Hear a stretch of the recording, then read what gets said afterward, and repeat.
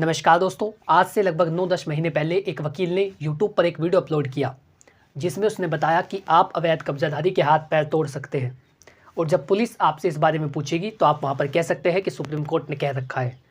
हम अपने आत्मरक्षा के अधिकार का प्रयोग करके उस अवैध कब्जाधारी के हाथ पैर तोड़ सकते हैं और बाद में हमारे विरुद्ध कोई कानूनी कार्रवाई नहीं होगी, ऐसा उस वकील ने आपको बताया है।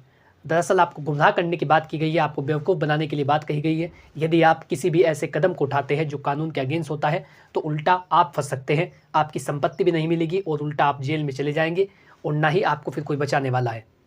तो इस वीडियो में आपको बताने वाला हूँ किस तरीके से जिस जजमेंट का उसने नाम लेकर के आपको ये बात बताई कि आप उसके हाथ पैर तोड़ सकते हैं, दरअसल उस जजमेंट में सुप्रीम कोर्ट ने क्या कहा। देखिए, वास्तविकता तो ये है कि वो जजमेंट आपके फेवर में है, लेकिन उसके जो सही तथ्य है उनकी जानकारी आपको होनी चाहिए। इसके साथ ही मैं आपको बताऊंगा कि आप अवैध कब्जाधारी को हटाने के लिए किन प्रभावी कदमों को उठा सकते हैं, जिनकी सहायता से बहुत ही जल्द अवैध कब्जाधारी को आपकी संपत्ति से बेदखल किया जा सकता है। आपको किसी भी तरीके से उसके साथ मारपीट या दुर्व्यवहार करने की आवश्यकता नहीं है, आपको उसके हाथ पैर तोड़ने की आवश्यकता नहीं है और ना ही आप इसमें आत्मरक्षा के अधिकार का प्रयोग कर सकते हैं। उल्टा आप इसके चक्कर में फंस जाएंगे यदि आप ऐसे किसी भी व्यक्ति की बातों को सुनते हैं। हमारे चैनल का उद्देश्य ये है कि आपको जेन्युइन जानकारी प्रदान की जाए, जो वास्तविकता में कानून के तहत जो प्रावधान किए गए हैं और आपके जो अधिकार है उनकी रक्षा की जाए। इसी उद्देश्य से इस चैनल को बनाया गया है। मेरा आपसे अनुरोध और निवेदन है, यदि आप चैनल पर पहली बार आए हैं तो आज ही हमारे यूट्यूब चैनल कानूनी बातें को सब्सक्राइब कर ले, ताकि इसी प्रकार की महत्वपूर्ण जानकारी आप तक पहुंच सके। और यदि आप उसका वीडियो देखना चाहें जिसमें उसने इस बात को कहा है, उसकी लिंक मैंने डिस्क्रिप्शन बॉक्स में डाल दी है, आप वहां से जाकर के उसे देख सकते हैं। नमस्कार, मैं स्मित कुमार आप सभी का हमारे यूट्यूब चैनल कानूनी बातें में स्वागत करता हूं। दोस्तों, हमारे चैनल के माध्यम से आपको लीगल एडवाइस दी जाती है, जनरल गाइडेंस दी जाती है। यदि आप अपने मामले पर मुझसे विधिक परामर्श लेना चाहते हैं या आपकी कोई लीगल प्रॉब्लम है तो उसके लिए आप उनसे संपर्क कर सकते हैं। स्क्रीन पर दिए गए मोबाइल नंबर पर व्हाट्सअप करें, जल्दी आपको आपकी लीगल प्रॉब्लम का आंसर दिया जाएगा, उसका उत्तर दिया जाएगा, उसका समाधान आपको बताया जाएगा। दोस्तों, उस व्यक्ति ने बताया, जो उस वकील ने वीडियो बना रखी थी, उसने कहा कि आप बिना कोर्ट कचहरी जाए कब्जे को हटवा सकते हैं। देखिए, थोड़ा मुश्किल हो तो सकता है यदि आप सही तरीके से कानूनी कार्रवाई कराएं, लेकिन 90% मामलों में ऐसा हो नहीं पाता और आपको कोर्ट कचहरी में जाना ही पड़ता है। केवल इस बात को कह देना कि आप बिना कोर्ट कचहरी जाए कब्जा हटवा सकते हैं, इसमें असत्यता प्रतीत होती है, क्योंकि ऐसा होना पॉसिबल नहीं है। बहुत ही रेयर केस होते हैं जिनमें आप बिना कोर्ट कचहरी जाए कब्जा हटवा सकते हैं। दोस्तों, सबसे पहले आपको क्या करना होगा, यदि किसी भी व्यक्ति ने बिना किसी वैधानिक अधिकार के आपकी प्रॉपर्टी पर कब्जा कर रखा है, चाहे वो आपका प्लॉट हो, आपकी खेती की ज़मीन हो, आपका मकान हो, कोई भी आपकी प्रॉपर्टी हो, यदि दूसरे व्यक्ति के पास ये अधिकार नहीं है कि वो आपकी संपत्ति पर कब्जा कर सकता है, ऐसे में उसके द्वारा किया गया कब्जा अवैध माना जाता है। और ये जो अवैध कब्जा है, इसको हटाने के लिए कानून में तरह तरह के प्रबंध किए गए हैं, तरह तरह के कानून बताए गए हैं, आप किस तरीके से उस व्यक्ति से अवैध कब्जे को हटवा सकते हैं। सबसे पहले आपको पुलिस में शिकायत करनी होती है।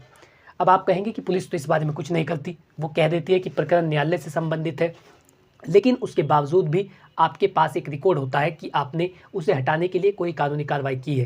कल को यदि वो व्यक्ति जिसने अवैध कब्जा कर रखा है वो इस बात को कहता है कि मैंने कब्जा कर रखा था, जिसकी जानकारी मालिक को थी, इसने कोई भी कदम नहीं उठाया, तो ऐसे में आपके पास एक रसीद होती है, ऐसे में आपके पास एक प्रूफ होता है जिससे आप ये दिखा सकते हैं कि मैं पहले से ही इस अवैध कब्जे के विरुद्ध हूँ और मैं इतने सालों से, इतने महीनों से ये चाह रहा हूँ कि ये व्यक्ति मेरी संपत्ति से कब्जे को खाली करे।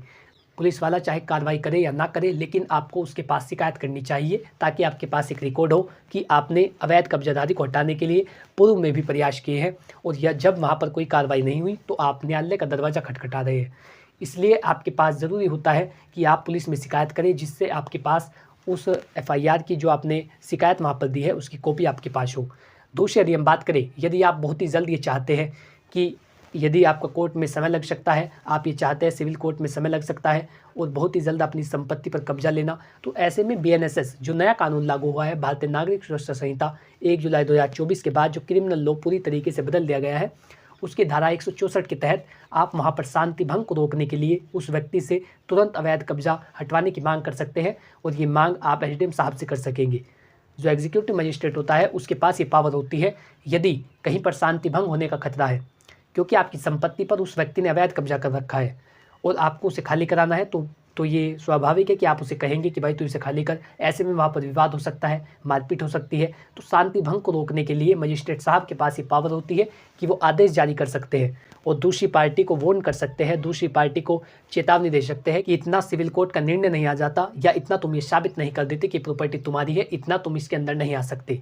तो ऐसा कह करके आप शांति भंग को रोकने के लिए एग्जीक्यूटिव मजिस्ट्रेट के पास शिकायत कर सकते हैं।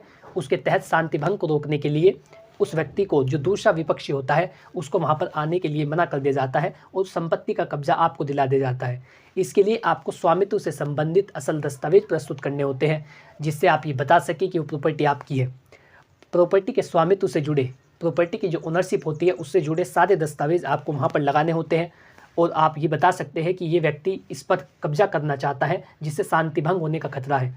मेन बात आपको यही बतानी होती है कि शांति भंग को रोकने के लिए, क्योंकि शांति भंग होने की यहाँ पर प्रबल संभावना है, इस व्यक्ति ने मेरी संपत्ति पर अवैध कब्जा कर रखा है और मैं इसे यहाँ से निकालूंगा तो शांति भंग होगी। इसलिए मैं मजिस्ट्रेट साहब से निवेदन करता हूँ कि दूसरे पक्ष को यहाँ पर आने से रोका जाए। ऐसी कंडीशन के अंदर जो दूसरा पक्ष होता है उसको वहाँ पर ना आने के लिए कहा जाता है। और दूसरा काम आपको करना है, ये तो आपने ही कार्रवाई करा दी, क्योंकि ये आपका जो टेम्परेरी कब्जा इससे मिलता है। यदि आप वास्तविकता में कब्जा लेना चाहते हैं और दूसरा पक्ष अब भी नहीं बाज आ रहा है, वो अब भी कह रहा है कि वो आपके अगेंस्ट में कानूनी कार्रवाई करेगा और अपनी अवैध कब्जे की मंशा को नहीं भूल रहा है, तो ऐसे में आपको सिविल कोर्ट में जाना होता है। सिविल कोर्ट में जाकर के आप section 6 of specific relief act के तहत मुकदमा दर्ज करते हैं। यदि दूसरे व्यक्ति ने आपको वहाँ से बाहर निकाल दिया है और वो समय सीमा 6 महीने के अंदर है, यानी 6 महीने से ज़्यादा नहीं हुए हैं आपको वहाँ से बेदखल किए हुए, आपकी संपत्ति पर अवैध कब्जा किए हुए, तो ऐसी कंडीशन के अंदर जो विशेष राहत अधिनियम है उसकी धारा 6 के मुताबिक आप केस दायर कर सकते हैं। सिविल कोर्ट में आप केस दायर करेंगे जिसमें आप इस बात को बताएंगे कि आपके पास कब्जे का वैध प्रमाण है, जो संपत्ति से जुड़े दस्तावेज है, जो स्वामित्व है, जो ओनरशिप है वो आपके नाम है और दूसरे व्यक्ति के पास कोई भी वैधानिक अधिकार नहीं है कि वो उस संपत्ति पर कब्जा कर सकता है, लेकिन उसने अपनी दबंगता के बल पर आपके साथ मारपीट करके, दुर्व्यवहार करके आपकी संपत्ति पर अवैध कब्जा कर लिया है। इसके लिए आप कोर्ट से गुहार कर सकते हैं, ये प्रार्थना कर सकते हैं कि उस व्यक्ति को वहाँ से बेदखल किया जाए। लेकिन इसके लिए आपको जो वैध दस्तावेज होते हैं वो वहाँ पर देने होते हैं, जो आपके स्वामित्व से जुड़े दस्तावेज होते हैं, जिससे साबित होता हो कि इसकी जो ओनरशिप है वो आपके नाम है। तो स्वामित्व से संबंधित दस्तावेज आपको section 6 of specific relief act के तहत जो आप केस करते हैं उसमें लगाने पड़ते हैं। दूसरा, आपको ये बताना होता है, जिस भी आप वकील को करते हैं वो इस बात को साबित करता है कि आपको गलत तरीके से बिना कानूनी प्रक्रिया का पालन करके आपकी संपत्ति से बेदखल किया गया है। और ये सेक्शन 6 जो है वो इसीलिए है कि यदि आपको आपकी संपत्ति से बिना किसी कानूनी प्रक्रिया का पालन किए बाहर निकाला गया है, कोई ऐसा कानून का आदेश नहीं आया, किसी कोर्ट ने आदेश नहीं किया, बल्कि जो दूसरा व्यक्ति है उसने अपनी दबंगता के बल पर आपके साथ मारपीट करके, गाली गलौज करके यदि आपसे कब्जे को छीन लिया है, तो ऐसे में सेक्शन 6 इस बात का प्रावधान करता है कि आप उससे कब्जा ले सकते हैं। कोर्ट का जब आदेश आएगा तो बलपूर्वक उससे कब्जा खाली करा सकते हैं। तो आपको जो गलत तरीके से वहाँ से हटाया गया है इस बारे में सबूत देने होते हैं। आप ये बताते हैं कि आपको बिना किसी कानूनी प्रक्रिया का पालन करके वहाँ से निकाला गया है, और जो स्वामित्व संबंधी दस्तावेज है वो आप वहाँ पर लगा सकते हैं। और यदि आपको लगता है कि इसमें भी समय लग सकता है और आपकी प्रॉपर्टी का मिसयूज़ हो रहा है, आपकी प्रॉपर्टी को नुकसान पहुंचाया जा रहा है, जब तक सिविल कोर्ट का निर्णय आएगा तब तक आपकी संपत्ति को बहुत ज़्यादा नुकसान हो चुका होगा, तो ऐसे में आप इंजेक्शन सूट फाइल कर सकते हैं। जो इंजेक्शन ऑर्डर होता है आप वो करा सकते हैं, जिसे कहते हैं अस्थायी आदेश। तुरंत उस व्यक्ति को वहाँ से बेदखल किया जाएगा यदि आपका जो अस्थायी आदेश है वो पारित हो जाता है और न्यायालय के द्वारा उस व्यक्ति को वार्न किया जाता है कि इतना सिविल कोर्ट का निर्णय नहीं आ जाता, दोनों में से कोई भी पक्ष वहाँ पर कदम नहीं रखेगा और उस संपत्ति का उपयोग नहीं करेगा, उसका जो मिसयूज है वो नहीं करेगा, जब तक सिविल कोर्ट का फैसला नहीं आ जाता। तो ऐसे में यदि आपको लगता है कि दूसरा व्यक्ति आपकी संपत्ति को नुकसान पहुँचा रहा है या उसका मिसयूज कर रहा है, जिसका वैधानिक अधिकार उसके पास नहीं है, उसका प्रयोग कर रहा है, तो ऐसे में आप अस्थायी आदेश पारित करा सकते हैं। आपको क्या नहीं करना है, देखिए सबसे ज़्यादा महत्वपूर्ण ये होता है आप अवैध कब्जा हटवाने के लिए क्या कदम उठा रहे हैं, उससे ज़्यादा महत्वपूर्ण ये है कि आपको क्या नहीं करना है। जैसा उस वकील ने आपको बताया कि आप उसके हाथ पैर तोड़ सकते हैं, तो ऐसे में आपके अगेंस्ट में कानूनी कार्रवाई की जा सकती है, आपके अगेंस्ट में क्रिमिनल केस दायर हो सकता है, आपके अगेंस्ट में हत्या के प्रयास के रूप में केस दायर हो सकता है, जिसके लिए आपको फिर वहाँ पे बेल करानी होती है। कई बार जो है डिस्ट्रिक्ट कोर्ट से खारिज हो जाती है, फिर आपको हाई कोर्ट जाना होता है। ऐसे में आप कानूनी जंजाल में फंस जाते हैं। आपको किसी भी तरीके से मारपीट या दुर्व्यवहार नहीं करना है।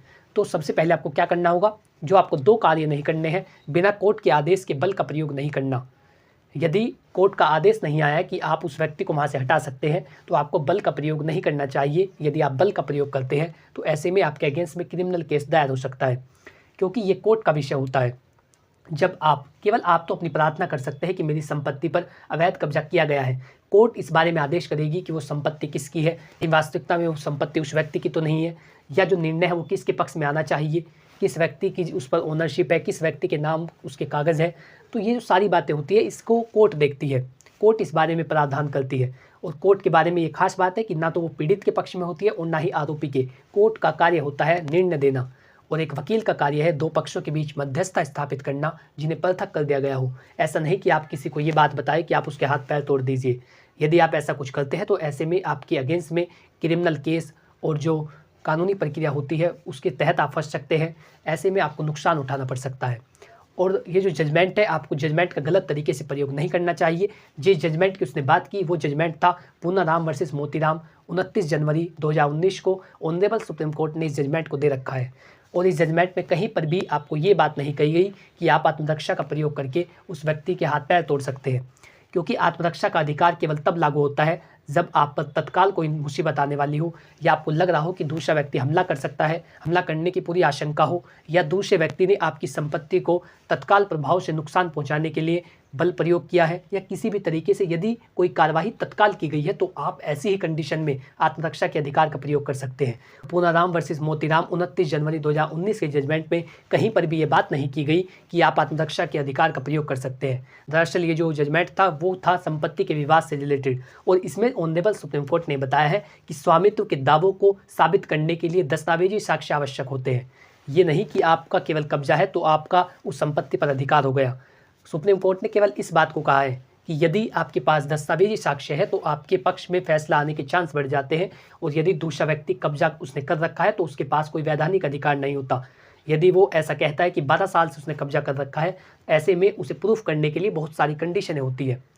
तो इस जजमेंट से आपको यही सीखना है कि आपको कहीं पर भी बल प्रयोग नहीं करना बिना कोर्ट के आदेश के, और आपको आपके जो दस्तावेजी साक्ष्य होते हैं उनको इकट्ठा करना है जिससे साबित हो सके कि ओनरशिप आपके नाम है।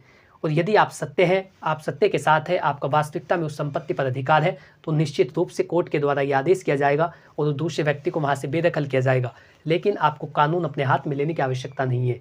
मेरा इस वीडियो को बनाने का यही उद्देश्य था कि लोगों तक सही जानकारी पहुंचे, और ऐसे वकील जो आपको गलत इन्फॉर्मेशन दे रहे हैं आप उनकी वीडियो को देखने से बाज आवे, ताकि किसी भी तरीके की आप कानूनी जंजाल में ना फंस सके। और यदि आपका इससे रिलेटेड कोई भी सवाल हो तो आप बिना संकोच के कमेंट बॉक्स में लिख सकते हैं और अपना सजेशन दे सकते हैं। यदि आपको वीडियो अच्छा लगा है तो वीडियो को लाइक करें और चैनल को सब्सक्राइब अवश्य कर ले, ताकि इसी प्रकार की महत्वपूर्ण जानकारी, लीगल नॉलेज, विधिक परामर्श, आपके अधिकार आप तक पहुँच सके। आप यदि किसी भी मामले पर मुझसे सलाह लेना चाहते हैं तो स्क्रीन पर दिए गए मोबाइल नंबर पर व्हाट्सअप कर सकते हैं अपने लीगल प्रॉब्लम का, जल्दी आपको उसका भी उत्तर दिया जाएगा। Thanks for watching this video. अपना कीमती समय देने के लिए धन्यवाद।